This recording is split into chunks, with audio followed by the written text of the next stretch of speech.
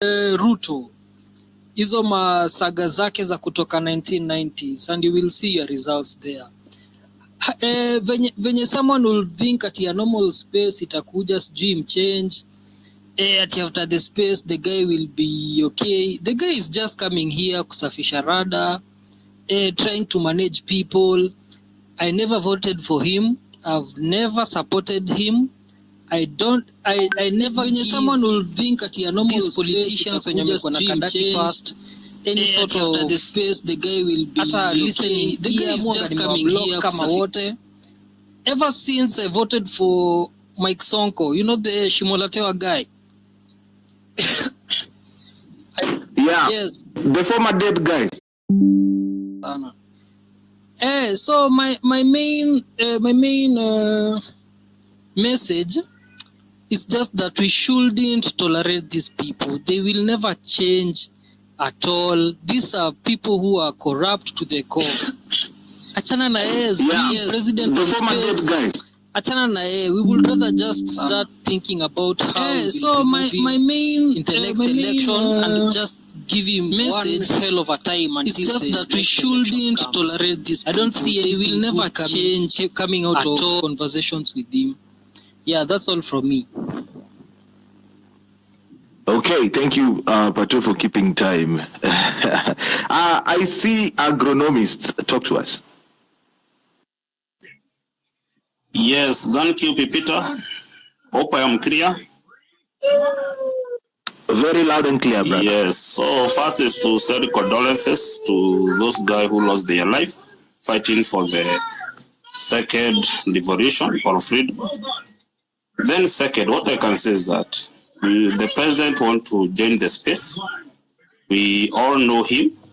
He's just a professional liar. And most of the time he just gives promises. Yes, we know that he scrapped the offices of the First Lady, Mudavadi and all that. But you know, this government is full of corrupt people. They know where to put that money. And that is what they are thinking about. Because what you just do is that it just starts dividing and rule so that he can be divided. And now he can be able to rule. He knows 2027, he lose this seat. And what I can say is that there's a saying that says that you can't train or teach an old dog new tricks. It will bite you. All these people are an old dogs. And here, because we have our tricks, and when you want to be a host, you want to manipulate the whole space.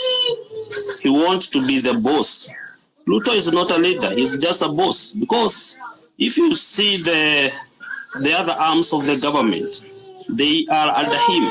He's just a king. He wants to say everything. And even if you just come, we know that he has followers. And even if you say no, the space will be there because he has few followers and he'll just do the same. He's good in PR. He's good in PR. So what we can do is that we know what we have agreed. I was listening keenly to John saying all about the challenges we have about unemployment. We have nepotism and corruption. So I think our president has just only 2 years. What we can do is that we can mobilize other people so that they can have ID, voter cards, so that next election, let's do something that we can be happy. We know that our children, they will not suffer. Because if you have an educated person right now, they don't have job opportunities. Our president wants to create he's just telling us about housing jobs, where industries are dying, factories are dying, cooperatives are dying, where we had more employment. So it is very bad to think, even if you are just a boss, make sure you don't sabotage any other opportunities. Let them be there. Make the country to be conducive for business, so that we can have more people employed in different businesses. but not to think that what you want people to do is right. That is very bad. That's my submission, Pipita, and thank you for the time. Thank you so much for that. Your submission gets us to 6 p.m. East African time, your time. Ladies and gentlemen, you're listening to Home Run with PP. Yo, what's up? Baby, let's go! You're listening to Home Run with PP. Weekdays from 3 p.m. to 8 p.m.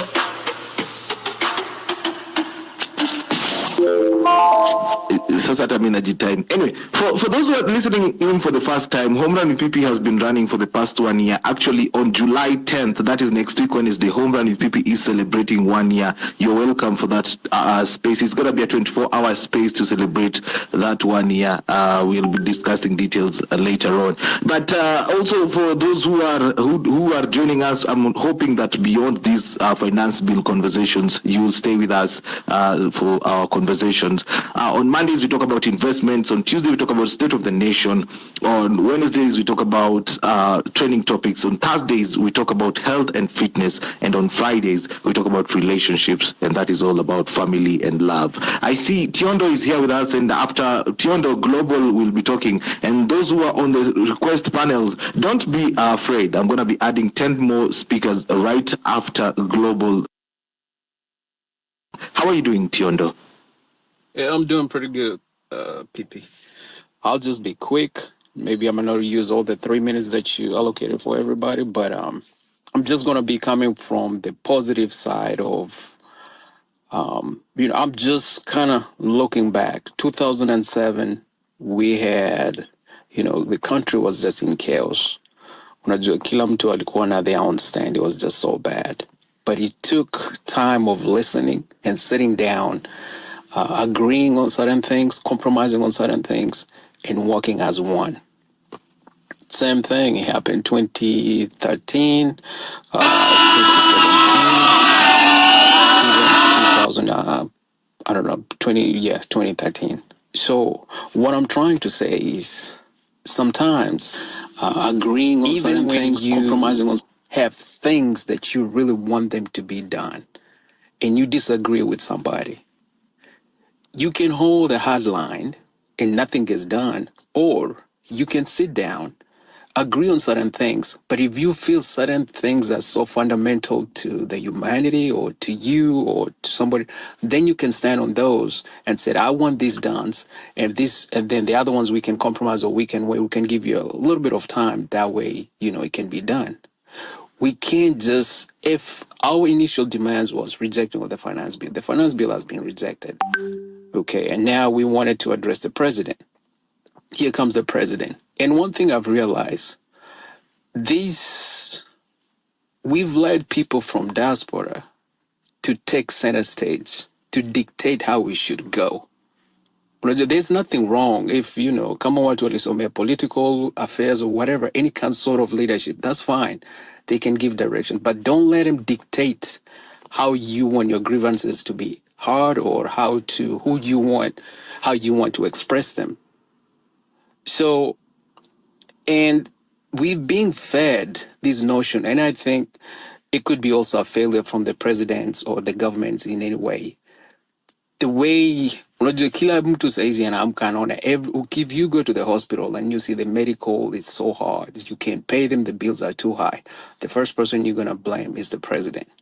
Okay, if you mtu mwenye ako shule saizi akijaribu kuona school fees is way too high, who are you gonna blame? The president.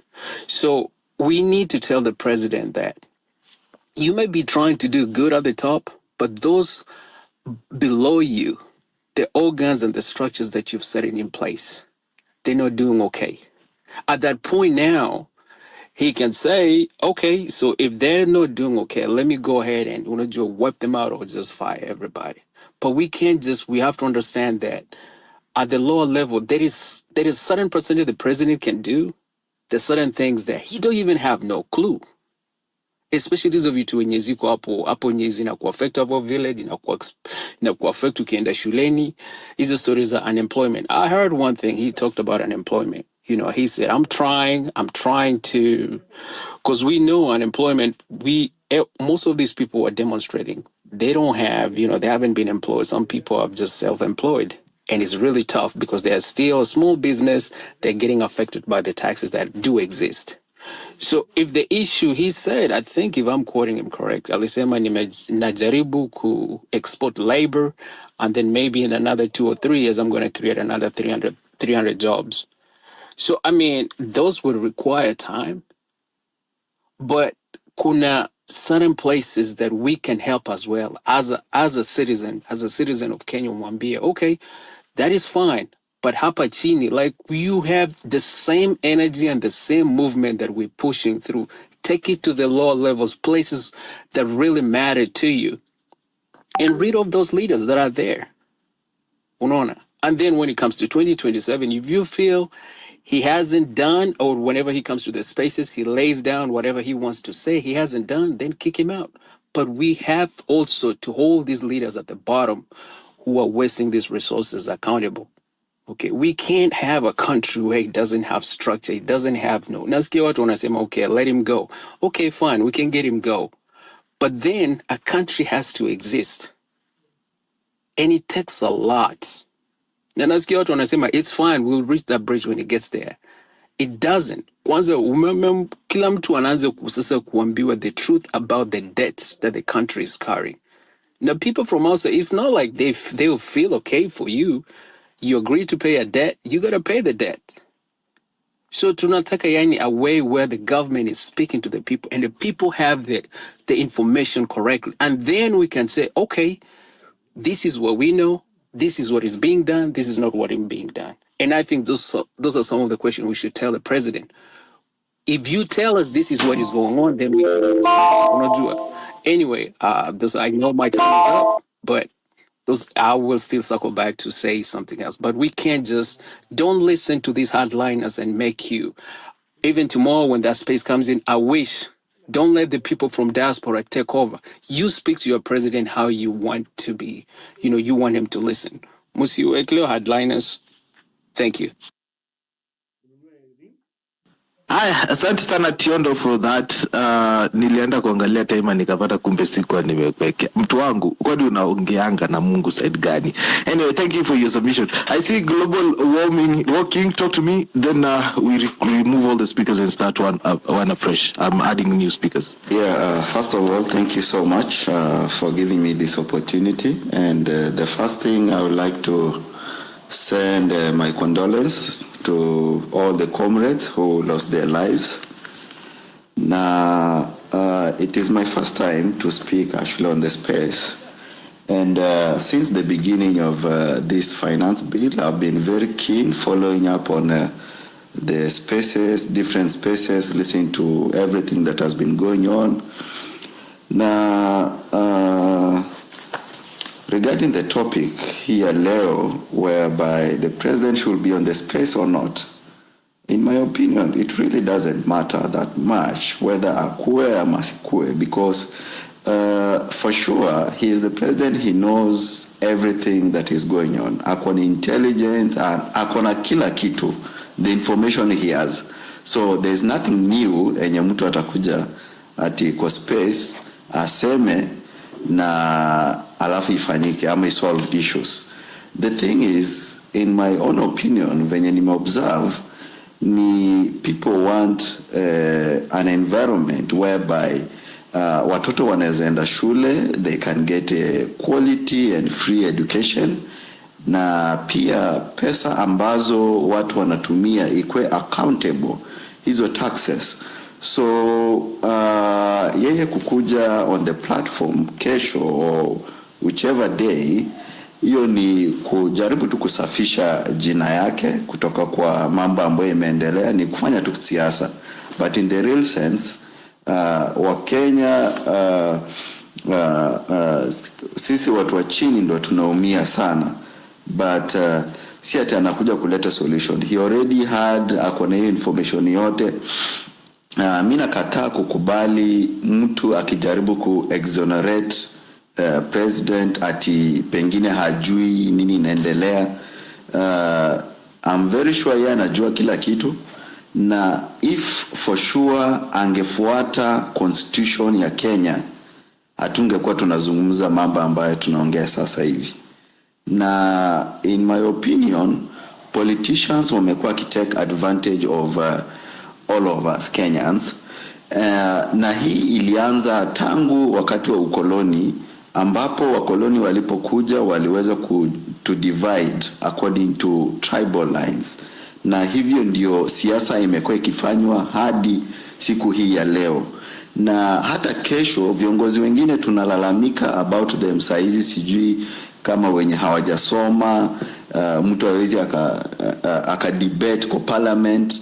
Saizi hata wakifutwa kazi ama like wakikuwa recalled, na kesho waambiwe wapige wacha ni land, wapige watu wao wapige kura, watachagua the same person.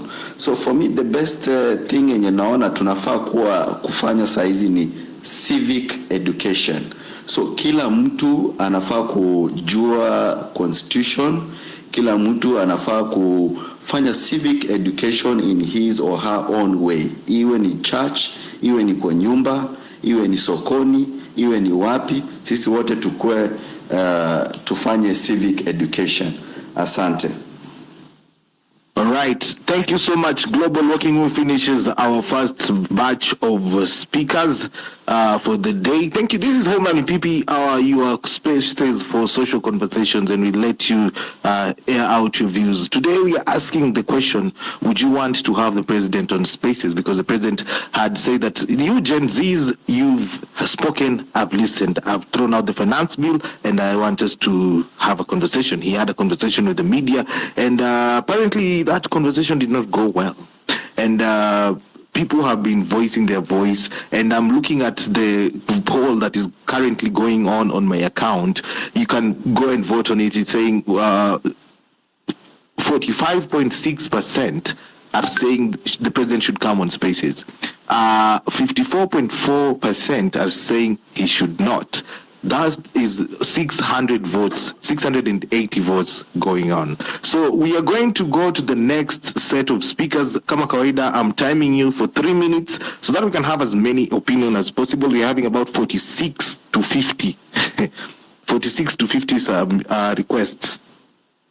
So kindly, when you get your 3 minutes, kindly have your points ready, have them maybe on notes or something so that you don't have to repeat yourself, and give us your points as well. Homeland PP is supported by you, the listener. If you like what I'm doing, hapo hivi kwenye topic line, there is a tip jar line, of course. You can drop something to support the show. Haya basi. Now, let us start from Jason, and then we will go to Kennedy, who has complained on my comment section that he has not gotten a chance. And kindly, guys, those people who are listening to the show and trying to sabotage my space by calling me, kindly stop. You're wasting your good time. You're wasting your time. You're wasting a good time. I am protected. We are people of God, so we are protected. So stop the thing you're doing. My space is protected. Jason, how are you though? I am doing very well, PP, and I do appreciate you hosting and really moving this conversation forward. I just want to make just an observation before I make my comments, and I will stick to my 3 minutes. I'm a little disappointed with Tiondo's perspective, where he actually tried to make it look like there is a difference between the Kenyans who are in Kenya and those in the diaspora. That's a very, in my opinion, that's a very wrong angle to take, because there's been significant partnership between, all Kenyans, regardless of where they are residing, and the challenges that we are facing, they are all the same. Even though probably you may not be there, you have your family there, and we are fighting for a good Kenya for all of us. I just wanted to put that to rest, so that there is no this kind of differences that diaspora is different from you. I think they are all our brothers and sisters, only that they maybe don't reside in Kenya at the moment. No, the question of the Kenya morality and president on the space. I'm drawn to the conversation that was at the Senate, and I thought one of the greatest successes that has come out of this movement is that we have gotten to a point of getting even the elected leaders now seem to be understanding what the Gen Z and all the young people have been talking about. I listened to quite a number of senators from, across the divide, from whether it's Kenya Kwanza or the Azimio, and they seemed to speak with one voice. And that, to me, I feel like it's a new awakening. And this is not that they didn't know these things, but I think they had become so insensitive, or maybe their conscience had not been revived. So one thing that I think this movement has achieved is to try to really revive the consciousness of the Kenyan people, to try to really face the reality in which they understand that the key things right now that we are talking about, and that's why maybe I personally voted that the president shouldn't come here. The first thing that I wanted to say is that one of the key things that we all agree is that the president needs to go and do the audit of our debts.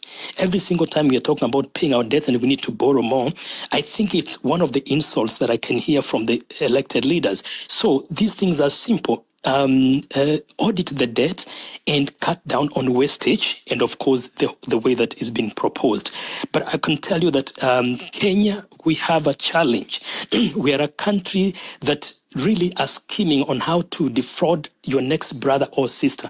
Even in the spaces, you find people trying to defraud you. When they hear you where you are, they try to make up something. So the Kenyan morality is not only with the elected leaders, but all of us. So PP, this is what I'm saying. The president knows what is supposed to be done. The only challenge and problem I have is that he has not fully embraced that and apologize, because even when he shelved the issue of the finance bill, he came up and still tried to defend it and say that you are going to suffer because you rejected it, meaning he did not see the essence. I learned by saying this: we are all brothers and sisters. We love our country. We want to fight for good governance, and we want to make sure that we know what we are paying, and we want to make sure that we are cutting down on wastage. Thank you, and I pray that God blesses all of you, brothers and sisters from across the globe. God bless you.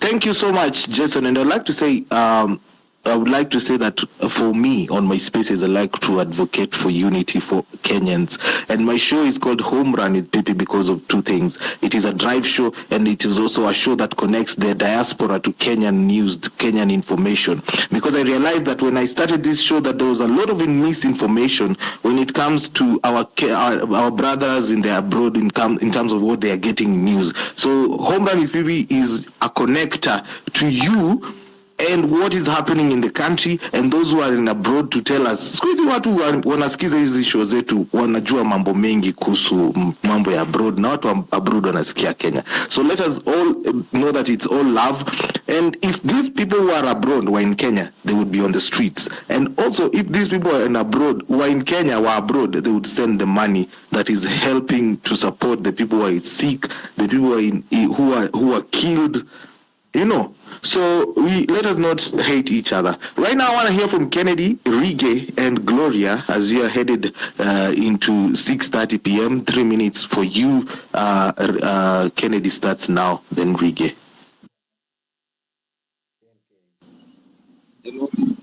Hello, guys. Hello, Kennedy. Yes, hello, guys.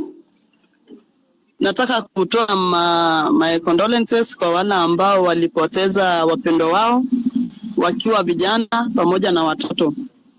Mimi langu kwa kuminvite president kwa space, mimi naona ni kitu mzuri, of which one itasaidia sisi kupata dialogue muhimu kuhusu yale matakwa ambayo tuko naye. Then secondly, tunataka tuwei vile yeye anaamua kuhusu yale matakwa ambayo tuko naye. Then we get one-on-one answers.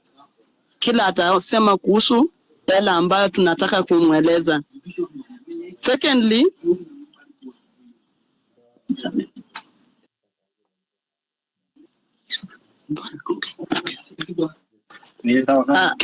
Kennedy. Yes. So nilikuwa na hiyo ndio tu maoni yangu. Time. Yes. Hello. Okay, asante sana. Thank you. All right. Oh my God, I can't believe it, man. When I could remove Ukyoba on the mic. Oh Jesus. Rige, how are you?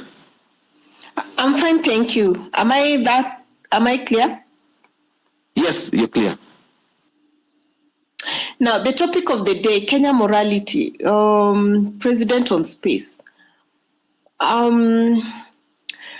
President akikuwa kwa space, let's say hii yako pipita, watu watasema hii tip jar burst out of funds. Yani zile funds utakuwa umetumiwa ita burst out. Unajua it will be unbelievably until the jar will just burst out. Because itapata ile pesa I get.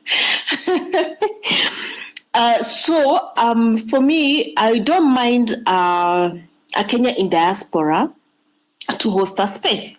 Reason being, I think I've attended kama itakuwa ni mizani, I've attended his spaces, and to be honest, even the ones who are here who've attended those spaces, there's a structure that he follows, and then you can't just pop in and start pushing your agenda. No, you know, there's a way that the host of that space does his thing. Number two, the first time when we started going for Mandamano, I remember at some point, if it's not Peter's space or someone's space, the senator Okiom Tata joined in, and because the internet was not as good, I remember him, a key point that I picked up from him was, he said, let's be careful not to start a revolution that we will not be able to harvest from. And what he meant was, all these revolutions that we've seen around the world over the years, even the Arabian revolution that happened in Egypt, in these other countries, Arab countries, the revolutions that happened, currently when we look at those revolutions, the countries have not harvested well from the revolutions. In as much as the masses were on the right, fighting for their rights, but these countries where you see currently some of them are not governable. So he said, we need to be careful not to get into such kind of revolution, because if we get to that revolution, then we ouster the current government. Then, what will be our next move? So at that point, I think his network was not okay. Then he got off from the space. But I think I will resonate with him because my key point here is we need to skill up. We need to skill up. People need to be enlightened in terms of what our constitution say, what we are entitled, what is... Oh no, give me 30 seconds. What we need to learn more. Even Okiom Tata admitted that in 2013 he was not the kind of person he is now. What he did, he went back to school or did some skills for him to now be able to interpret for us whatever he does for us. It's because he took up a skill. So I think if we are more enlightened, we took up more of this civil education, I think we will be somewhere. And now, even what the senators said yesterday, after you audit what they said yesterday, now they've come to realize we are a population that cannot be lied to. We cannot be lied to. And this is now what we need to advocate for ourselves. Let's know that this current government will not step down anytime. Where we will need to make it step down is 2027. We take our vote and go vote with a sober mind. Maneno ya mtu wetu, mwizi wetu, tuachane nayo. We vote with a sober mind. Thank you. I weep for my people in Eldoret and Kericho because I saw the wheelbarrow went back up. Okay, I can't use bad words when we have our elders in a space like this. You're listening to Home Run with PP.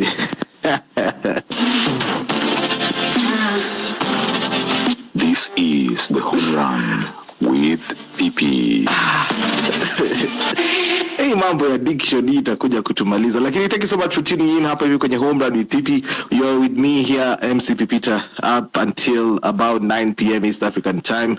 Hundreds of requests coming in. Ayo, unacheka sana. Nataka kuleta Mariam, but first before we tulete Mariam, John alikuwa amekuja kwa space and he had a rebuttal, but we kicked him out before he said his rebuttal. So let's have John saying his rebuttal, Ayo, and then we bring in Mariam as we do that all around. I'm doing that, and John, kwa vile umekuwa kwenye space na kupatia only 2 minutes.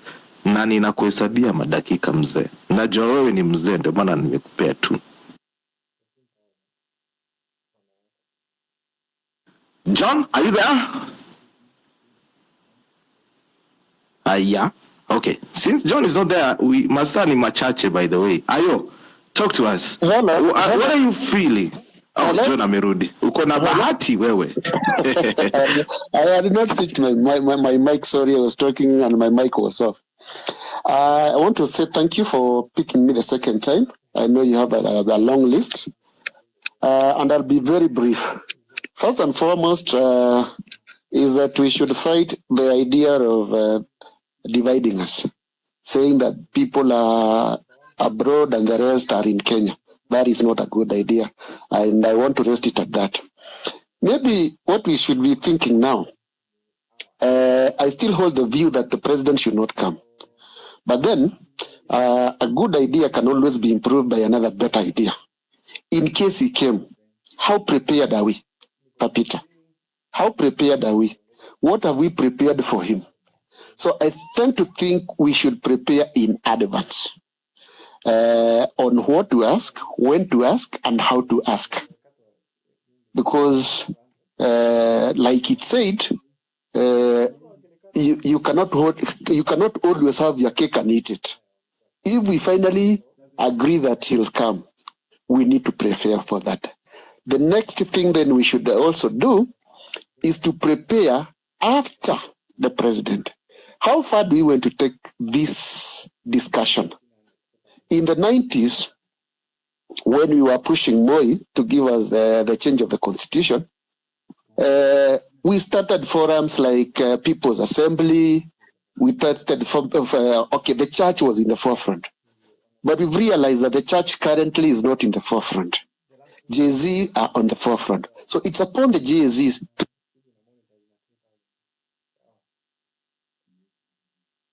Are you there, John?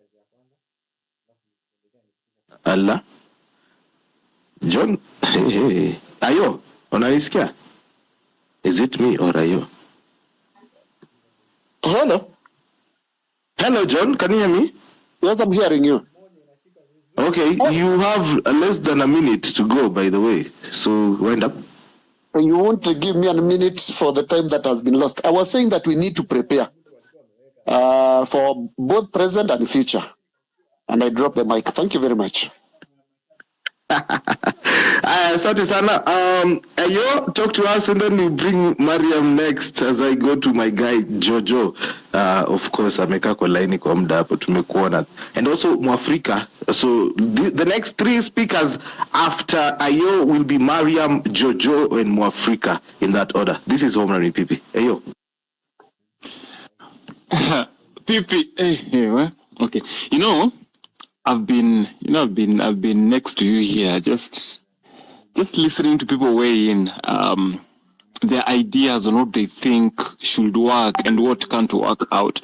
And people have myriad of ideas, right? And like I said earlier, I said this, I'm not for the idea of, us hosting the president of the space. Of course, there are different, there are a lot of, there are a million, other reasons why I think this will be a bad idea and all that kind of stuff. If this same president was hosted by 3 local media houses, top local media houses, that's Citizen and TV and KTN News. That's Royal Media Services, Nation Media Group, and Standard Media Group. If they managed to host him, someone's mic is on. Whose mic is on? Who's my? Let me see. Who's on? Sioni mtu on. Anyway, continue. Nitampata tu sasa. Okay. Yeah, so I was saying, if these 3 top dogs of media houses in Kenya managed to host the president, and you see how heated it was, and you saw how triggered people were, and social media went to a frenzy, and people had different ideas, and it sparked online conversations and all that kind of stuff. What do you think? And this is a very humble question. What do we think the almost 1,000 plus 19 accounts in here? What do you guys think Ruto is going to bring on the table that is so different from where the professionals were on the table? Yeah. What do you think that he's going to tell us so different that he didn't say? Because I'll tell you for a fact, his willingness to have a conversation with us, of course, some have well received it. Some, like me, are like, never. And for me, it comes amidst a backdrop of significant tension. And you saw today was a day for the planned demonstrations, yeah? And planned demonstrations for Thursday, last week but one, left many wondering if the X conversation will replace the demos, or it will bring anything different. And many Genzs protesters have expressed their dissatisfaction with the president. Many millennials, everybody coming on here is trying to express their dissatisfaction with the president due to the recent events. Yeah, we've seen the 39 people dead. We've seen the scores of injured netizens in incidents attributed to heavy-handed police response to the protests, right? And this anger, to be honest, I feel the anger that is already in the country can be translated into a heated dialogue. It can be translated into something heated on that X space. However, my problem is not all these 1 million plus people that will attend that space will be able to air their grievances. Not everyone. So what's the best way? And if people want to go on with, of course, I've seen the poster up and they're going to host that space, which is okay. And I'm like, what different are they gonna bring on the table as the host, as the co-host of that space? What different are they gonna? What's that one different thing that they're gonna bring on the table to turn the conversation around and give us hope and make us look at the government differently, regardless of the fact that people have their own demands that haven't been met? Does that make sense? People have stated and he knows, the president knows the demands of the people, but they haven't been met since these demos began. It's just been politics, and the president is a good politician. He's still gonna bring those politics on that X space. And tumechokana politics, that is one thing I want you guys to understand. Most of us are tired with the politics. We are tired with the hearsays, the government will do this. What have you done so far? That's the question. At least tumekuwa tumeona for the last 2 weeks, and for the last 14 days, and tumehost demos, I don't know, 4 times, tumona change. At least tumona how my MPs walichujwa, ama sijui nini walichujwa, or something has been done that to give us hope. But right now, nothing tangible has been done to write home about. So that is still my question. And I know whatever I'm saying might go against people's beliefs and all that. But mina kwanga msewa, let's put facts on facts on the ground.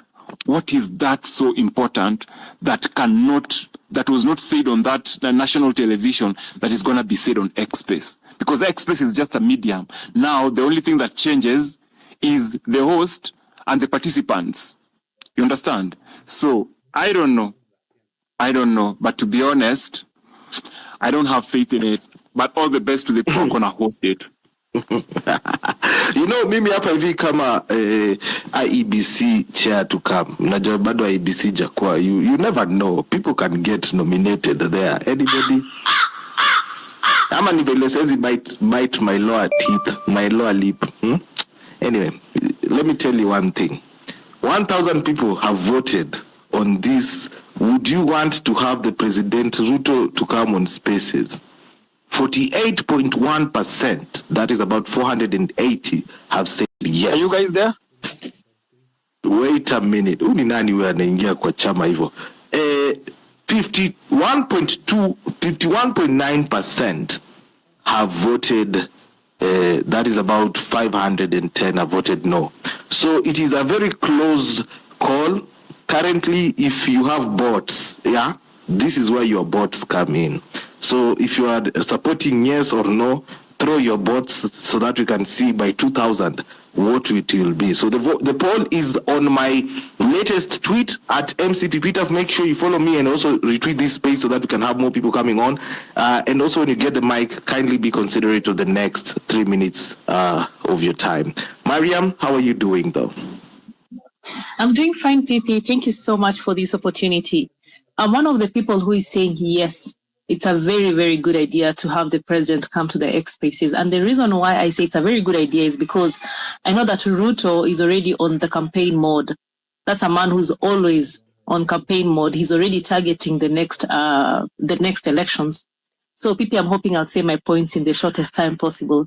Now, my fear with him coming to the Spaces is that he's going to he's going to be given an opportunity to speak to people who are still in the complaining mode.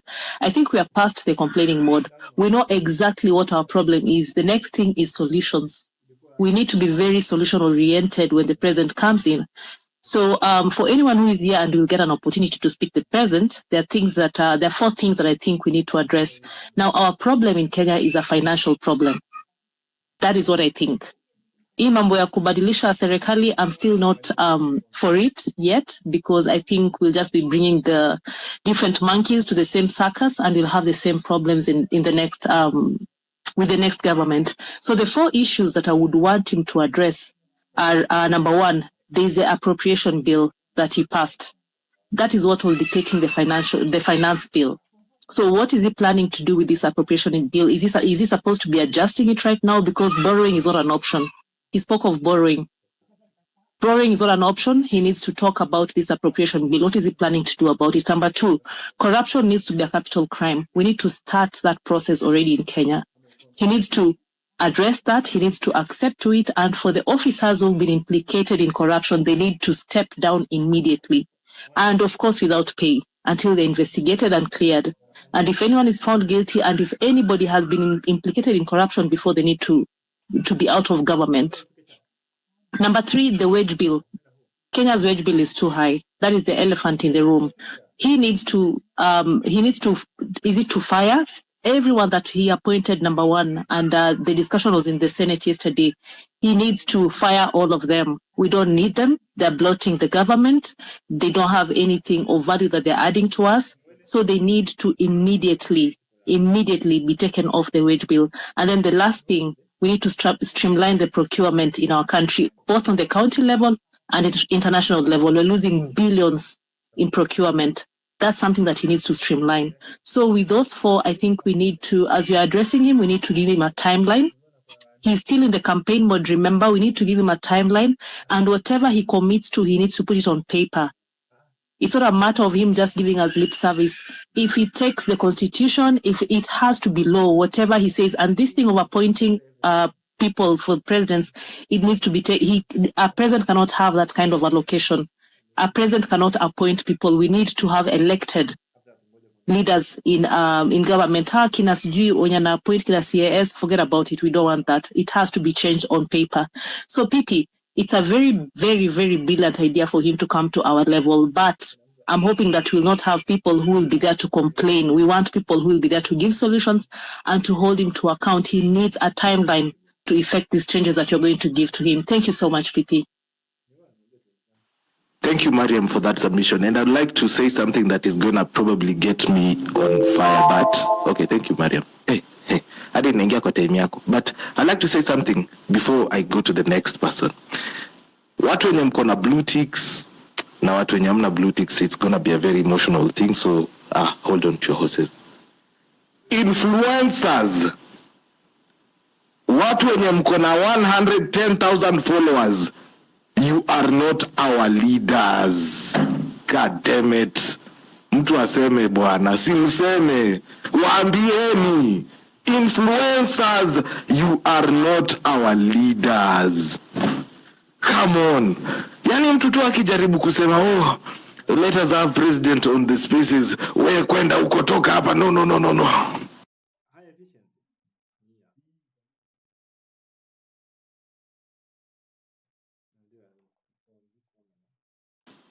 Influencers na mimi pia najua ni kama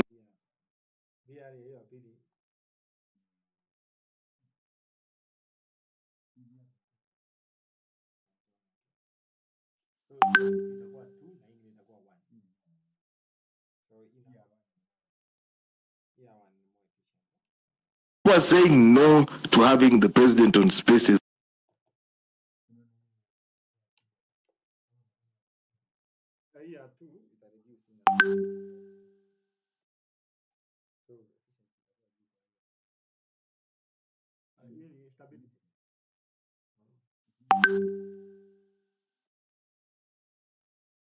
Space host. I am not a space host. I am just a Twitter account. Anybody with a Twitter account with the specific requirements of X can host a space. So anybody who is on X.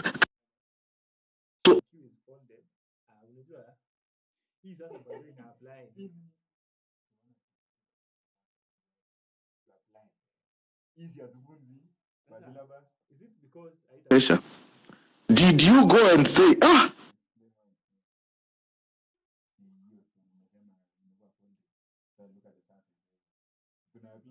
so that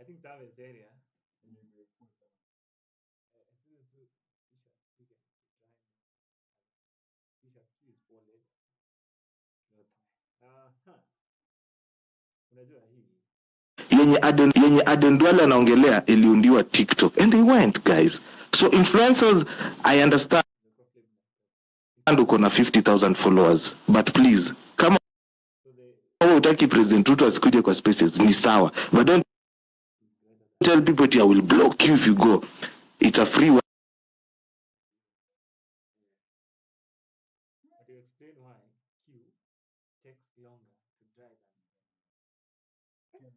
So talk to me. This is Home Run with People. Talk right after this jingle.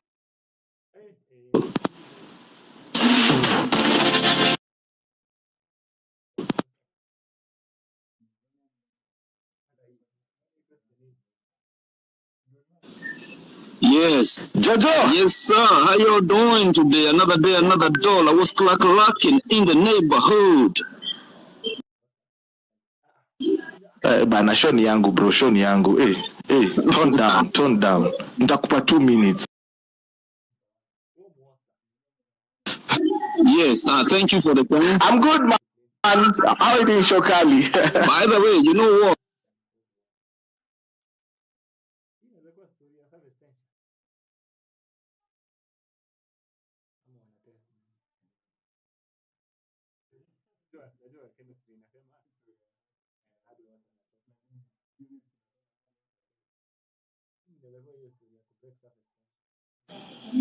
And congratulations.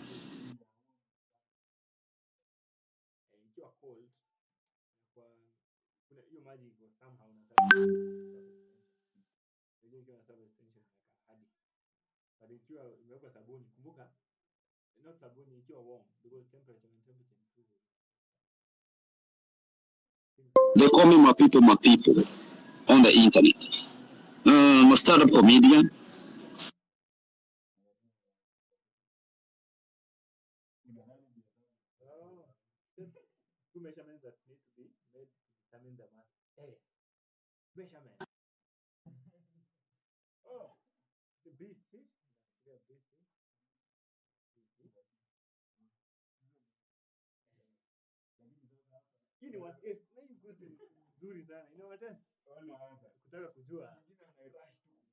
It's so honest.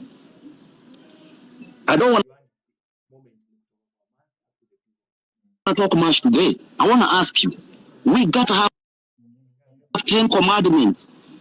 What do you want to see change? And I don't want anybody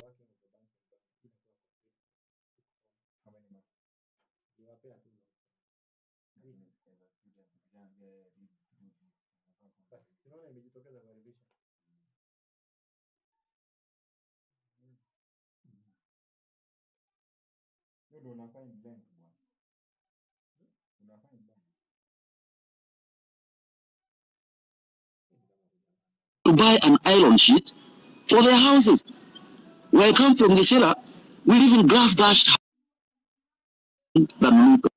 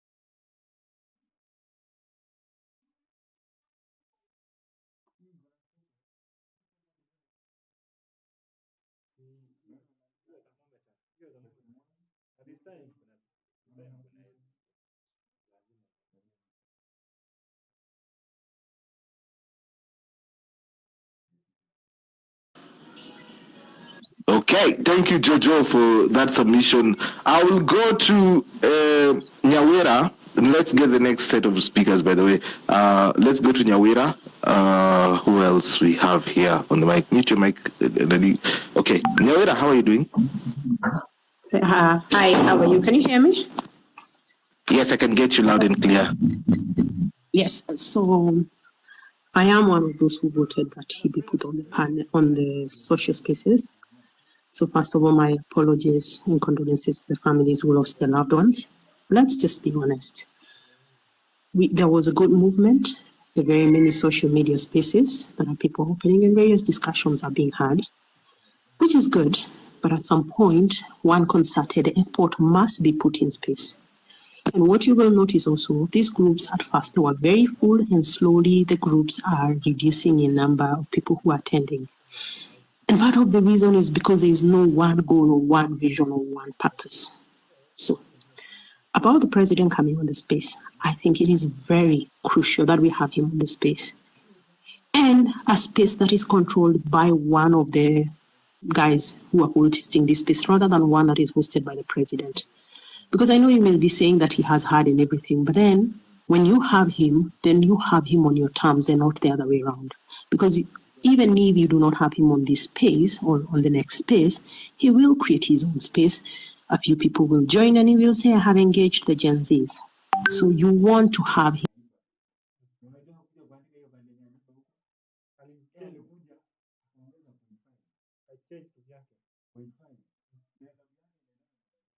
him on your own terms. But then also, what are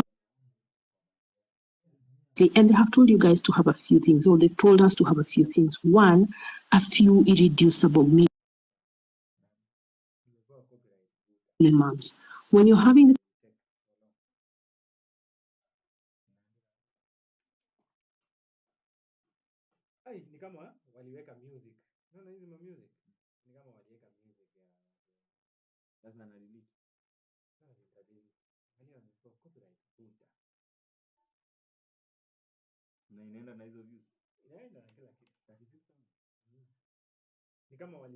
ndani ya hiyo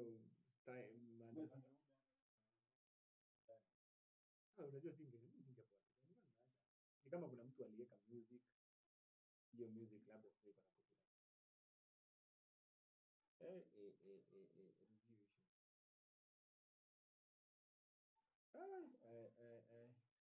no impact. Unaona?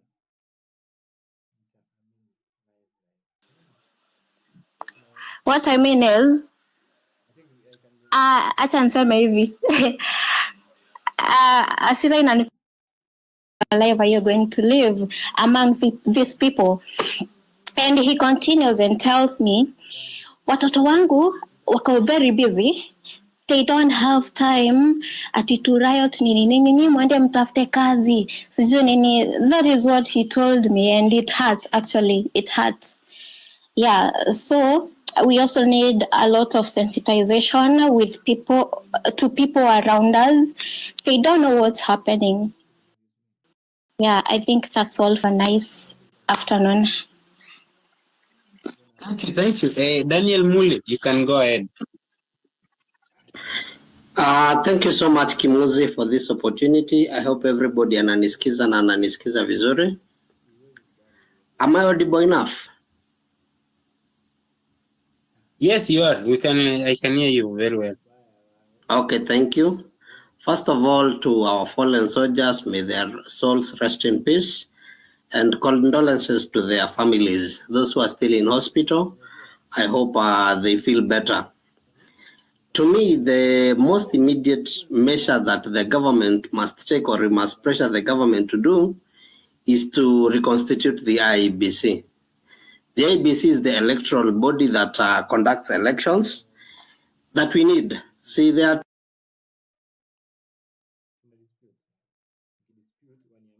two ways to ensure that we fix this country of ours. Actually, the only sure way is by having an IEBC in place, so that those who are elected can be removed, and we can put other people that we feel or we are confident they are going to change they are going to bring change into this country that we really, really need. See, there is a systemic failure in our country. Politics in our country, actually politics, is the only place penye mtu anaenda kuomoka, as in it is the only place penye mtu anajua potundu anaweza kuwa rich. As when you forget about everything else, mtu anaona tu nikiingia tu hivi kwa gava, I'm set, and my family are set because of the amount of corruption that is there. There are so many people, so many young men and women who are graduates, when you graduate, but they can't secure a job because the status of our country is so bad, the economy is so bad, there are no employment opportunities. Mtu tu unaona tu ako na masters, ako na degree, but hana job. The few opportunities zenye ziko, you have to know somebody. You have to be willing to compromise yourself at ndio upate job. Even in government, you have to bribe people, you have to know certain person. We have to change all of that. And whatever we have started, or whatever the Generation Z has started, actually, is we are at the cusp of bringing real change into this country. Change that will outlive each and every one of us. That wewe after maisha yako yote umeishi kwa hii dunia, your kids will say that at a certain point in time, our parents, our grandparents fought for this country and ended corruption once and for all. They were able to bring in a new system that was able to fix the mess that was there. If you listened to yesterday's Senate, the Senate proceeding yesterday, and you listened to Kisi Senator, actually that video was uploaded by Gabriel Ogunda, and I retweeted it. He speaks for 15 minutes. I think a fraction of what many people are quoting around here. So, Governor Kivuda Kibwana, you should teach these other governors that we are hearing that about 75% of governors should be in prison. We had it in Senate Jana. I told people to listen. Listen. Anyway, let's go to Dan. Dan, why? Nimeona mkono wako hapo hivi juu. Alafu we can hear from Ledama. How are you doing, Dan? Yes, how are you, sir? How are you, Pepita, and are you? I'm doing well. Thank you, sir, for giving me this opportunity. Now, allow me first of all pass my condolences to the fallen protesters who are really representing the Genzs. Also, allow me just for those who are in hospital, we are praying that you got well. Now, my first question I would really ask is, why are we hosting President Ruto? We have already, submitted our demands to him. First of all, we told him we need IBC to be reconstituted. Secondly, we told him about the corruption that we're experiencing in his government. Then thirdly, it was all about the finance bill, which we are not even so sure that is about to, to become a law after 21 days. I mean, this guy already know our demands.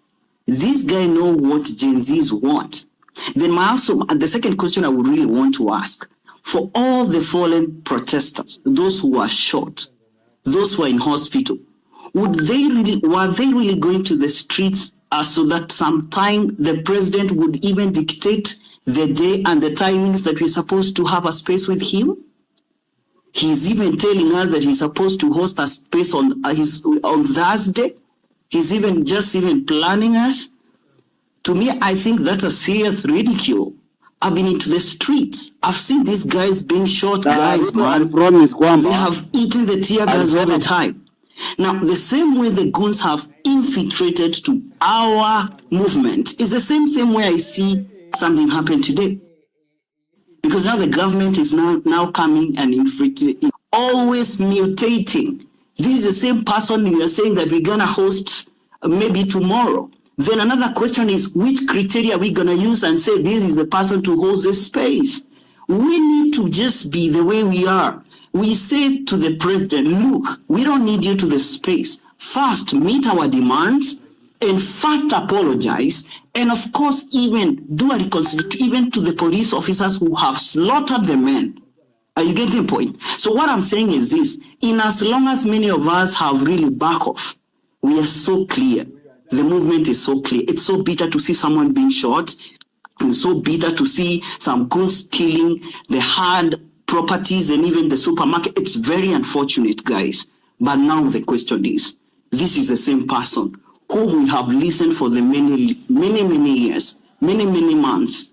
What is he telling us new? Thank you so much. Wewe ni mkora sana. Unaongea hadi on time. Asante sana, Dan. We are 3 minutes.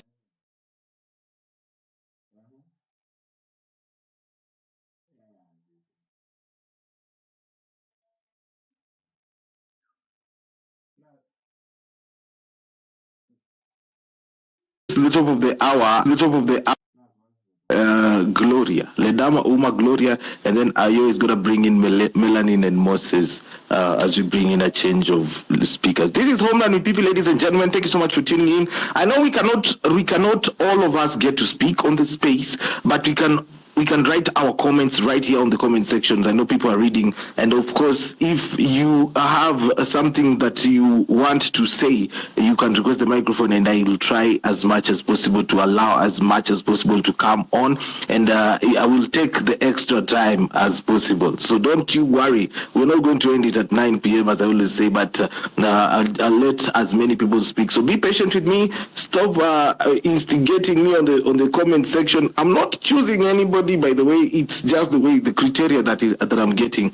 The people that are accepting the microphone, they are the ones that are coming up on the mic. Kuna wenye nawapatia mic inawakata. Sikupenda kwenu. Refresh your mic, refresh your request, and then request again. Especially wale watu wamekuwa hapa kutoka 5 p.m. or 4 p.m. Probably your request has been accepted and it's not coming to the mic. So don't hate me for that. Now that we have said that, I'm gonna go to Ledama. Talk to me. Was it Ledama? Yes, it was Ledama. Yes. Good evening, brother. Good evening to you. So now, to me, this is the question. Should the president be in this space? Not even this, but should he be in the space? Yes, he should be. Ni kama saizi asikia watu wanapiga nje kelele nje ya fence yake kelele alafu akiwaita ndani mnanyamaza alafu mkauliza the pressure increases or decreases mnasema creases. That is lame. The guy should be here. This is another mode of media.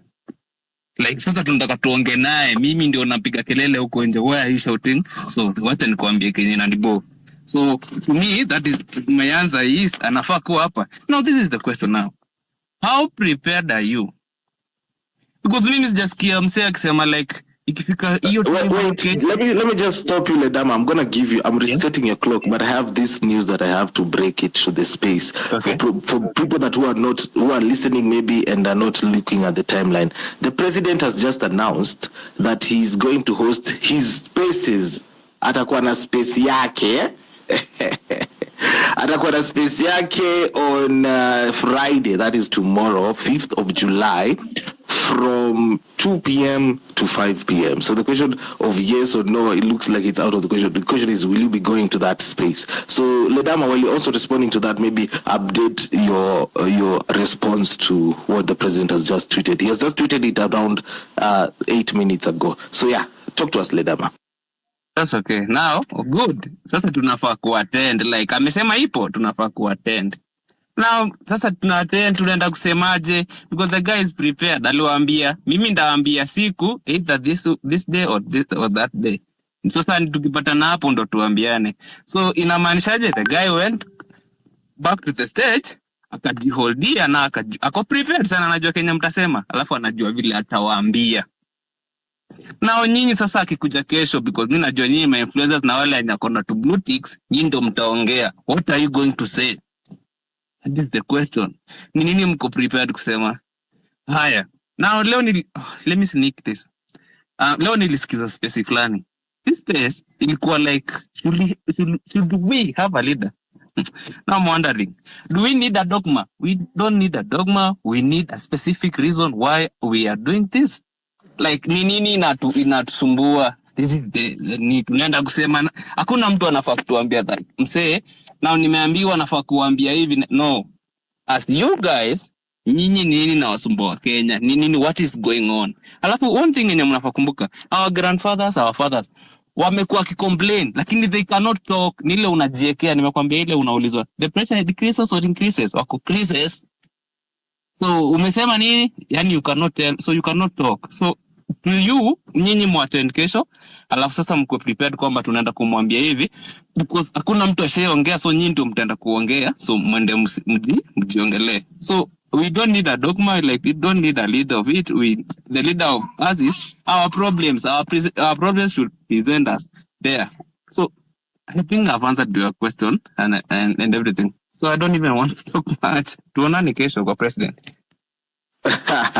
All right. I'm actually trying to put up the poll. Will you be attending? The president has announced that he will be hosting X Spaces on his account Friday 5th, 2 p.m. to 5 p.m. Yeah. So that is about 3 hours of engagement. So I'm wondering, he will be the one who is giving the mic. Ama atakuwa na co-hosts, and who is the co-host?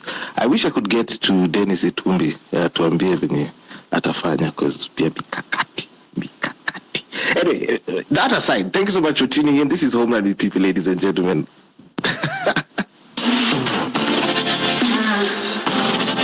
This is the Home Run with PP. Oma. Hey, good morning, guys. I'm calling from California. I'm originally from West Africa, Senegal, Mali, Burkina Faso, Niger. Ruto will be gone, God willing. You don't need him on the space. He's a loser anyway. He committed crime. He killed about 20 plus people with real bullets. In Senegal, we had a dictatorship, Macky Sall, for 12 years. A brutal dictatorship. Backed by France. We have 4 military bases in Senegal. The whole West Africa, the currency used by 14 African former French colony, that currency, the CFA, is still owned by France. So most of these African countries to these days are colonies of France. In Senegal, it was done. People went on the street. The youth went on the street. But we got a hold of an international lawyer in France, a French international lawyer, Juan Branco, who filed a complaint against Macky Sall and his government with the International Court of Justice. You have to get in contact with him to put pressure on Ruto and his government to file that. Once that complaint is filed, you don't need him on the space. He's going to be crawling to all your demands, and he's going to be leaving. And I think right now it's time for we Africans to think about the Federation of African Countries. The United States is a federation. The European Union was able to do it. We African, we fall into tribalism. People wants to belong to a certain ethnic background. Nobody cares about your ethnic background. We cannot develop the continent relying on loans from the IMF and the World Bank and the European Union. We have to have our own currency, one single African currency in the for the whole continent of Africa, be able to develop the continent. I know a lot of people are still colonized. They're going to say it's not doable, it's not doable. But if the white people were able to do it, they're going to try to divide us, from East Africa, West Africa, and some of the countries, for example, Somalia. 99% of Muslims, they're killing each other like no other people. It's just, it's heartbreaking. You go to Sudan wanted to break away from North and South. Look at what Sudan became. Democracy is the biggest fat lie they impose on us Africans to believe in it. You go to Mali, they kick out the French. They're independent right now. It's tough for them. Burkina Faso, it's tough for them. Niger is tough for them, but they have control of all the natural resources. Kenya is a beautiful country with a tremendous, tremendous potential. But you're falling into the tribalism, Kenyan nationality and all that stuff. If you look at the DRC, they have Rwanda invading and destabilizing the DRC because of the natural resources. They're stealing everything from the DRC. It's not right that the richest continent in the world, we Africans are the poorest in the world, and we're still running around looking for investors. Is the white man superior to the black man? That's what the question would be. Thank you so much. All right, thank you, Ma, for that. I want to have Gloria talk to us. Then we have 3 speakers. Then we have 10 more to add on the mic in a boom. Gloria, hi. Hi, Happy Peter. Thank you so much. I must say in those space most of the time lazima tu nipate microphone, so I'm happy about that. Hi. So my thing about spaces, of course, imepitwa na wakati whether we wanted it or not, but I was among the people who didn't want it. And your announcement is just it's just a testament to why I did not want it. He cannot allow himself to go to a space where he has no control. So the narrative will be controlled huko kwake. Tutaenda tu tusikize for the sake. But one thing I think in the Kenyan education, especially from tukianzia tu chini pako fike tertiary, people are not taught about power. So we do not understand power. Those in power will do everything for self-preservation. So don't think he's calling us, there are people gaslighting. Oh, mulitaka kuje space. Sasa, no. You can change your mind. And your mind can change given how the person you're supposed to dialogue with is behaving. Paka leo mtu haja send condolences. Rex, kulikuwa na Rex leo nini, his requiem mass. The other day, the guy from Narok was buried.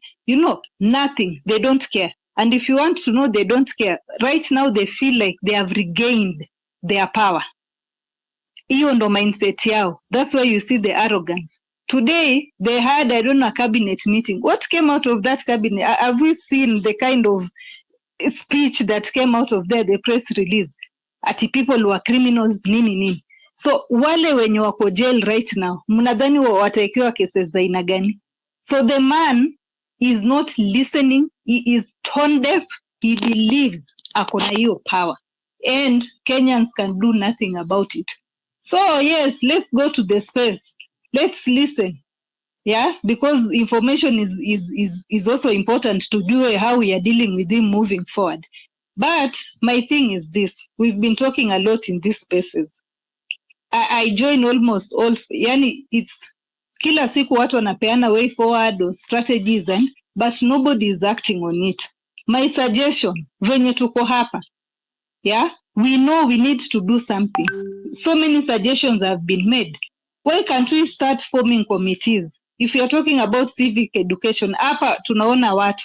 Simply say, wenye wanataka kujoin hii committee ya civic education, probably say it hapo kwa messages, then we form a committee.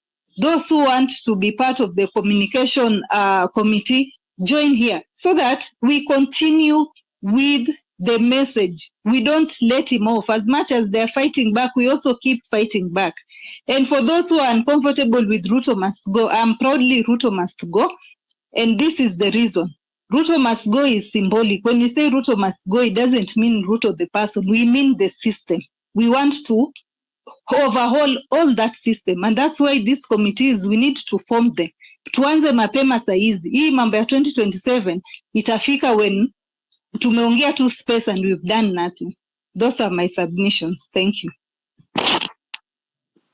All right. Thank you, Gloria, for that submission. Ai, Mwafrika huyu ni mkora huyo. Mwafrika ni mkora. Ni mkora na ni mkora jambas. Kila time nikitaka kumuita huyu. Okay. Melanin. Hi. Hello, good evening. Good evening. Okay, so I guess my time starts now. First of all, I am very angry. I am very angry at how this group assignment of ours is going. In fact, I'm so glad that I've gone after Gloria because I really relate with what Gloria is saying. Otherwise, I was reaching a point of frustration where I almost feel like giving up. Guys, it feels like some of us have not been in this country for the last 3 weeks.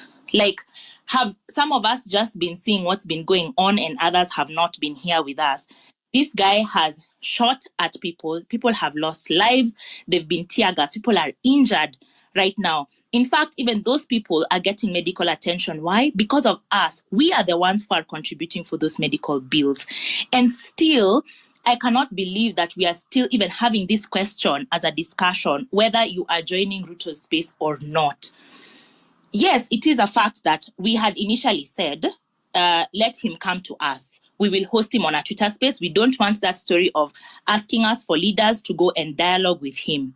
However, again, have you been in this country the last 3 weeks? He called us treasonous criminals on a Wednesday. On Sunday, we thought this was a second time around. He's going to come and redeem himself, apologize and be empathetic, hopefully because he has gotten feedback. What happened on Sunday? In fact, if anything, he took over that interview. He was setting his own questions and answering his own answers.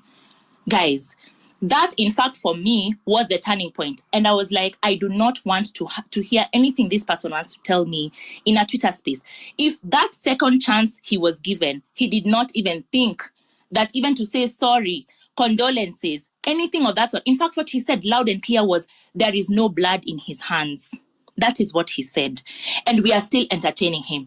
I'm sorry to say, I'm starting to believe that the people who are talking about going to listen to Ruto are probably people who are older, probably people who are outside of this Gen Z bracket, because perhaps they have been conditioned to always have hope, which is a noble thing.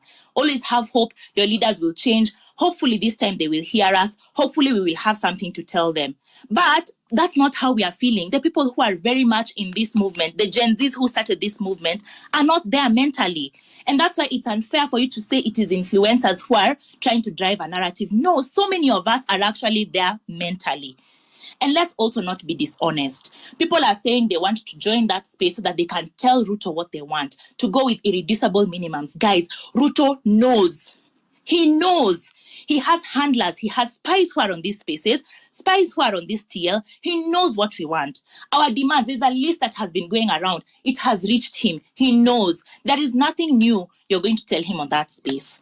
There is nothing new. Otherwise, why did he talk about CASs the other day? Why did he talk about the officers of the wives the other day? He knows. So please, let's not delude ourselves. There is nothing new. In fact, for me, first of all, we all agree he's a liar. We all agree he's a liar. But also, for me, if he wanted us to regain his trust, it should have been a show of goodwill for him to do even at least one thing.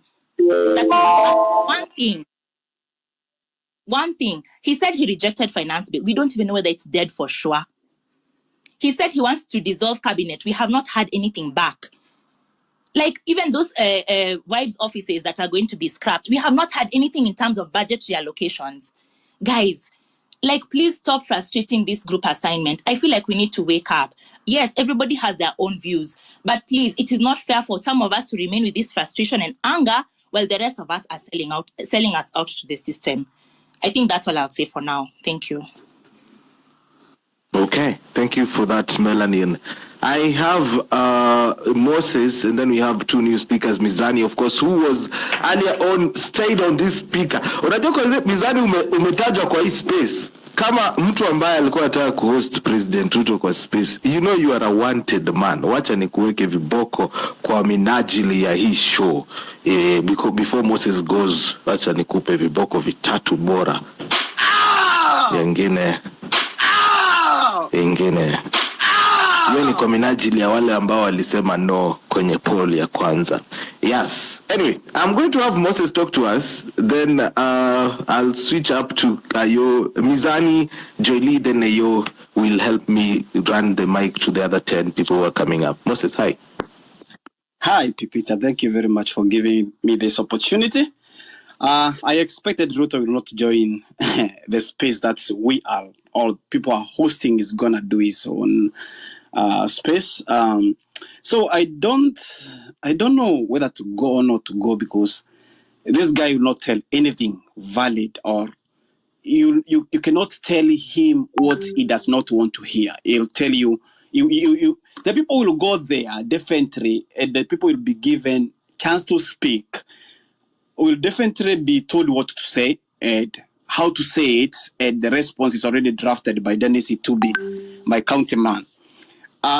If we were to meet with President Ruto in space, what could I have told him? Now, because we are not meeting, and I don't think that's wasting my time. What could I have told him if I was given a chance? Number one, we have this bloated parliament. I don't think even the National Assembly people could, the speaker knows those members of parliament. So I remember when there was public participation during, I think it was the bombers, Digedo Mugai was given a chance to speak, and he said that we need to reduce these members of parliament. That's number one. Number two, because of time, the salaries. These guys, they earn a lot of money. We need to make this job of parliament less attractive. And we also need to scrub away CDF. So that, there's a question I asked myself. What's the purpose of Ministry of Education? Because CDF take care of education and what we call the security. What's the purpose of Ministry of Interior? They can't construct chief offices. They can't construct DC's offices, or they call the CS, whatever those guys are commissioners. Why should we have MPs doing this job?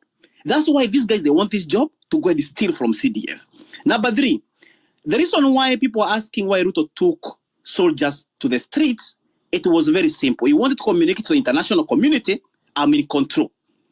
So don't ask why he did that. He just wanted to tell guys, hey, don't mind, I'm here, I'm the guy, and I'm the one in control. Now, the fourth thing was about commissioners. There are commissioners like CRC who have been in office since January to December doing nothing. Why should we have all these commissioners in the offices? Okay? Then appointment. In fact, who does Sherin Ruto speak for? Because I don't know why Ruto is mouthy, the daughter is mouthy, everybody's mouthy in his family. They can't even keep quiet even when things are hot. I feel like he needs to control his mouth, he needs to control his lies, he needs to control his daughter from lying to us. The last thing is about the deaths of these people who died, Akin Alexi. Yani, this guy even today, he has no audacity to declare, like to have to give condolences to a family and even say what happened and even have an apology to the family. He still say he has no blood on his hands. So mimi nataka kuju sasa hii maneno wame take control. I don't think there's need of us going to that space. Those people will go there. We can, I don't know whether to go to listen or not, but because I'll see it later, I don't think I'll go there. Lastly, don't belie what happened in Senate yesterday. This is politics. This choreographed things by the government. So hata ukisikia maseneta wakiongea hivyo, sio wanaongea hivyo kwa sababu ati they have anything with you guys. No, there's nothing with them. We just need to have IBC in place. If Ruto can promise us in that space he is hosting, because he's the control of everything, let's have IBC in place. Tukipata IBC, guys, let's start collecting signatures. And IBC will not come in office to add more constituencies. We need this constituency reduced. We need the salary reduced now. And we need everything to be done within the parameter of laws. Thank you, guys. Have a good one. Thank you, Pepita. Bye. Thank you, Mose, for that submission. You're listening to Home Run with PP. It's 7:20 p.m. East African time. We happen here each and every weekday from 4 p.m. all the way to 9 p.m. And this is discussion time. And because of unprecedented situations, we have to talk about finance bill every day. But normally we talk about health on Thursdays. But yes, I hope you're doing well. And right now, I have my culprit right on my sides.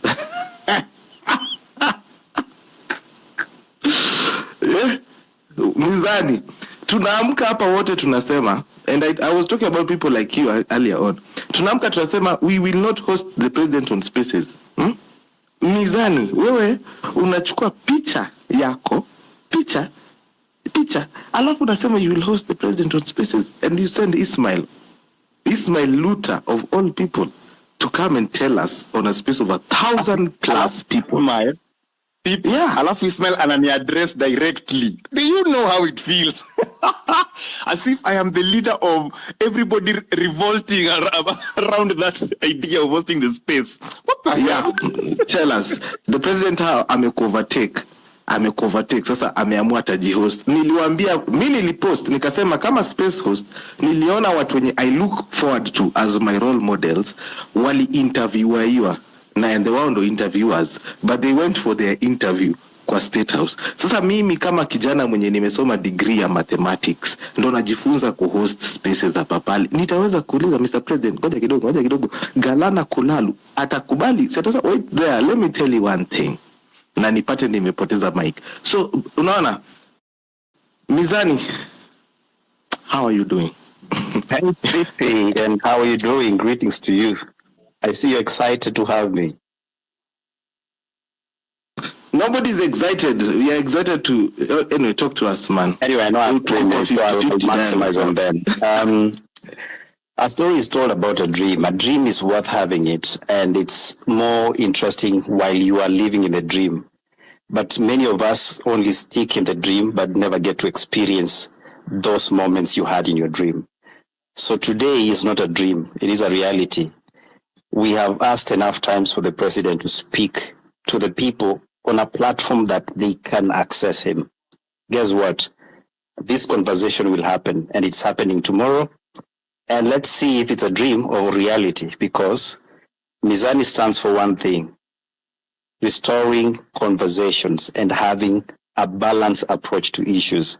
And maybe that's why we will be having that conversation. So all I can say, let's wait for 2 p.m. East African time and let's see who will be calling the shots. Thank you. Ni kama wewe ndio utakuwa bosi kwa hiki kitu buda. Mbona tumeanda tu na nilikuwa nangoja utusomee hapa. Mizani, kwani unaongea deep? Unajua kwa nini nacheka? Hii ni maajabu. Bro, but you know, as a space host, I'm very proud. For those people who know me, I have been an advocate of spaces to be a medium of communication.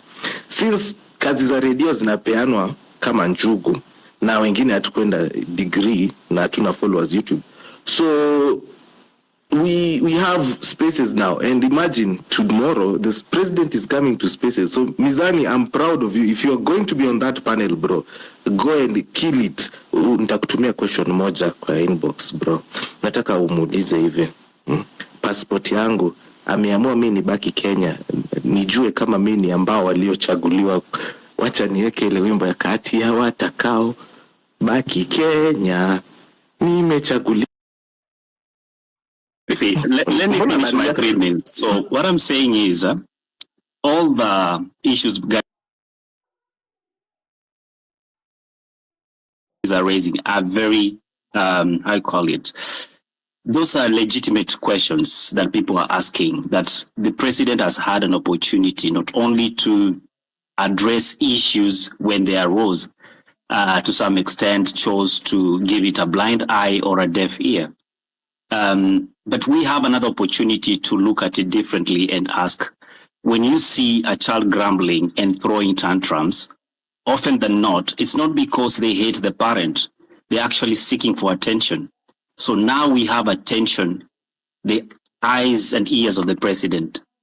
I think the best thing to do is, let's go on that table, let's find out. If we don't like the results, definitely we will have other options to explore. But right now, I can tell you for free, even those who are cursing, they will want to hear what the president has to say. And the right thing to do right now is, let's get on that table. Thank you, Mizani. And you had a question for Mizani. Yeah, Mizani, as someone who was, looking forward to hosting the president, of course, now things have taken a left turn. So what were your expectations for that whole thing? Like probably you hosting, what are your expectations? And again, what are now your expectations now that probably that account will be hosting it? Do you want to speak? Are you looking forward to speak and ask questions? And what are those questions that are eating you up that you love to ask the president?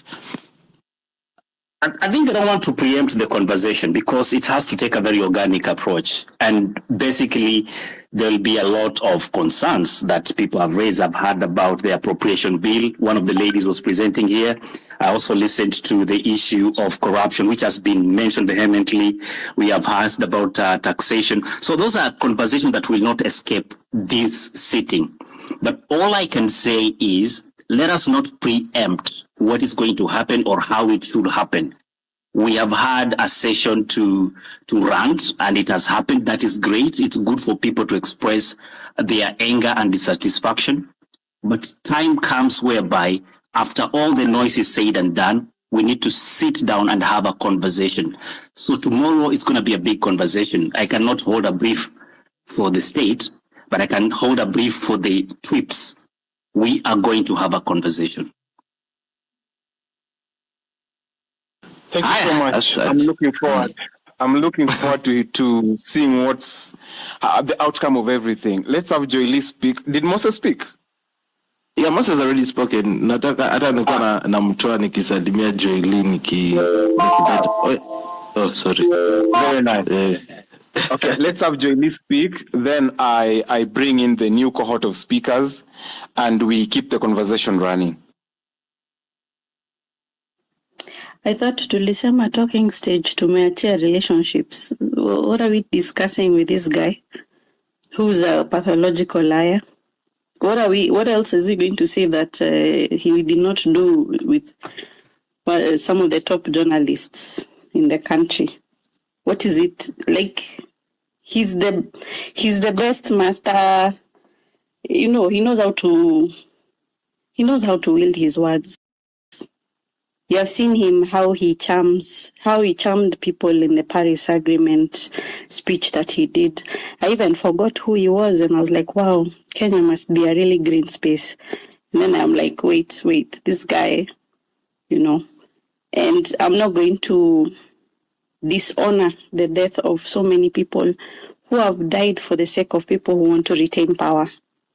I'm not even going to giving that satisfaction. As someone who has a background in public relations, there's nothing about that planned space that convinces me his intention is to listen to us. His intention is to do better. His intention is to be a man of his word. I don't even know if he knows what it means to be a man of his word. Mark my word, it will just be another engagement of us listening to him saying things which stories are jaba. Takwa tu stories za jaba zingine hapo, jaba zingine strong, fresh from Embu County. There's a lot of guys on this timeline who have said the way, ladies, this is how you feel when you're being gaslit. Yes, that is exactly how we feel when you guys gaslight us until we question our idea of reality. Mbona unaleta mambo ya relationship kwa matters of state in importance? Peter, you know me. You know me, anyway. So those people